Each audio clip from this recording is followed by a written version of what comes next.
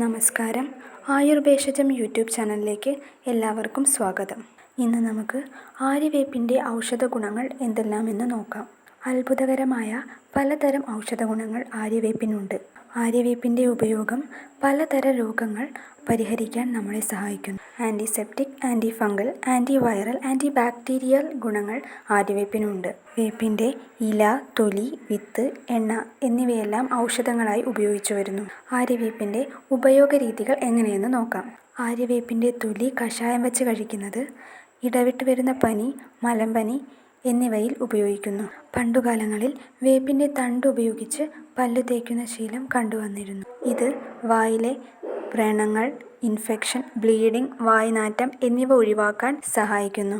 ആര്യവേപ്പില ഇട്ട് തിളപ്പിച്ച വെള്ളം കുടിക്കുന്നതിലൂടെ പകർച്ചവ്യാധി, അണുബാധ എന്നിവയ്ക്ക് ശാശ്വത പരിഹാരം ലഭ്യമാകുന്നു.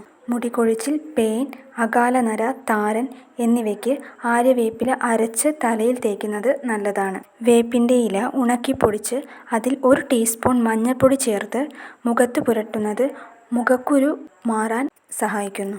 മുഖക്കുരു കൂടാതെ വൈറ്റ് ഹെഡ്സ്, ബ്ലാക്ക് ഹെഡ്സ് എന്നിവയുണ്ടെങ്കിൽ വേപ്പില ഇട്ട് തിളപ്പിച്ച വെള്ളം വെച്ച് മുഖം കഴുകുന്നത് വളരെ നല്ലതാണ്. വളംകടി, സോപ്പ് പൊടി അമിതമായി ഉപയോഗിക്കുന്നത് കൊണ്ട് കൈയിലും കാലിലും ഉണ്ടാവുന്ന പ്രശ്നങ്ങൾ എന്നിവയ്ക്ക് വേപ്പില വെള്ളത്തിൽ കൈയും കാലും മുക്കി വയ്ക്കുന്നത് വളരെ നല്ലതാണ്. കുട്ടികളിലുണ്ടാവുന്ന വിരശല്യം ഒഴിവാക്കാനായി വേപ്പില ഉണക്കിപ്പൊടിച്ച് തേൻ ചേർത്ത് രാത്രികാലങ്ങളിൽ 7 ദിവസം കഴിക്കുന്നത് നല്ലതാണ്. ഇതിനു പുറമെ ലിവർ, കിഡ്നി എന്നിവയുടെ ആരോഗ്യം നിലനിർത്താനും ആര്യവേപ്പില ഏറെ സഹായിക്കുന്നു.